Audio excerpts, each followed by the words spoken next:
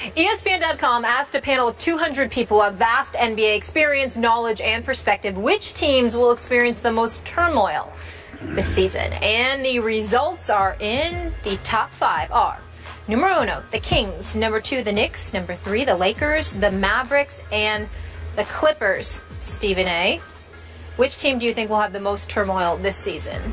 Well, I don't believe that the Clippers should be in the top 5. I think they'll be just fine. I would flip the Lakers and put them at number 2 and the Knicks at number 3. In the case of the Sacramento Kings, I would definitely put them number 1 because George Karl had better find a way to mend fences with DeMarcus Cousins. He's got to figure out a way to get that relationship steered in the right direction, because if he does not, it is going to be a problem for him for a long, long time to come, for as long as he lasts, because they're going to get rid of him. They're going to fire George Karl if George Karl doesn't find a way to fix this relationship. DeMarcus Cousins, from a talent perspective, is the best big man in basketball, as far as I'm concerned. He is lethal. He's big time. He's 24 and 12. It's automatic, too, no matter what the situation and circumstances are. And he clearly has no trust nor any love for George Karl, and he's incapable of hiding it. Somehow, some way, George Karl has lost trust from, his players, particularly DeMarcus Cousins. And his MO was being able to work with players and to cultivate relationships. Now, obviously, he's somebody that is an exceptional coach. The man knows the game of basketball, X and O's wise, knowing how to utilize guys, put him in the best position to succeed. George Karl is one of the best in the business. But particularly in this day and age with these guaranteed contracts, with the exorbitant amount of dollars that are being thrown out there, when there's a problem, the players are not the ones that are going to go someplace in most instances. It is going to be the coach. So somehow, some way, George Karl has got to fix that. I would say that the Lakers are a close second because Kobe Bryant is the Black Mamba. Kobe Bryant is a 5-time champion. Kobe Bryant, in all possibility, this could potentially be his swan song. Even though I'm hearing stuff about him in New York, I'll believe it when I see it. But in the end, what it comes down to is this, Skip Bayless. Kobe Bryant's going to be back. He's going to want to go out with a bang. He's going to be looking to shoot the ball. He's going to look for guys to step up and produce. And the personalities that they now have on this team, the Louis Williams, the Roy Hibberts, the Brandon Basses of the world, these are not punks. They are not going to back down to Kobe Bryant.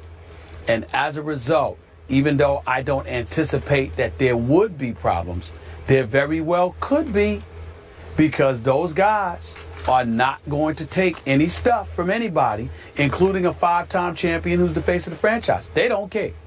And so because of that, you never know the potential for friction that exists there. I would say Sacramento first, Lakers a close second, the Knicks third, because they're just dysfunctional by nature.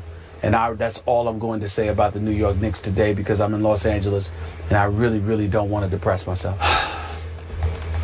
Speaking of Los Angeles, I cannot tell you how much I disagree with your assessment of the Clippers. You said they wouldn't even be in your top 5, right? They'd be down the list.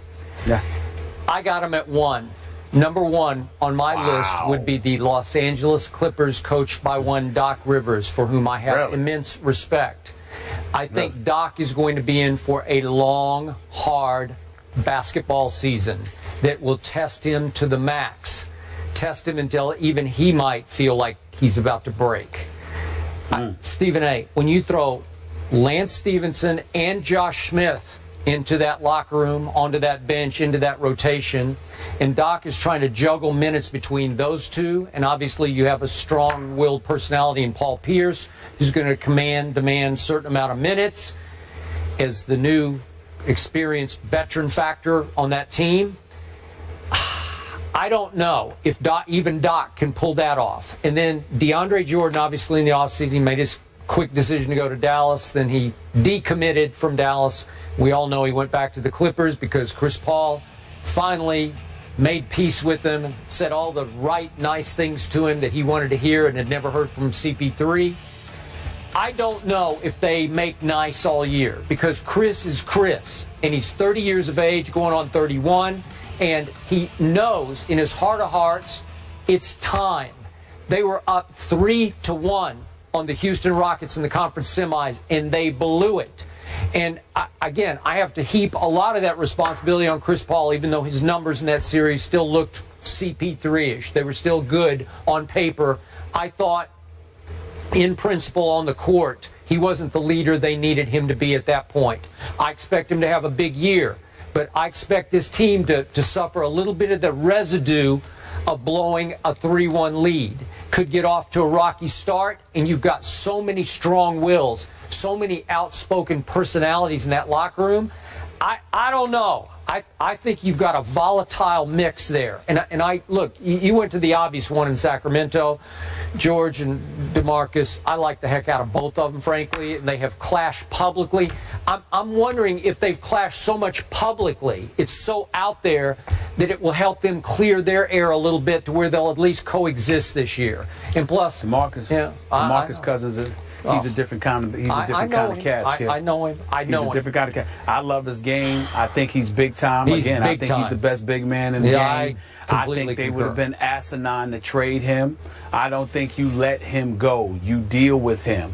But the thing about it is, for George Karl to get there and literally to be there for just a minute and talk about trading him or allow those rumors to get out there.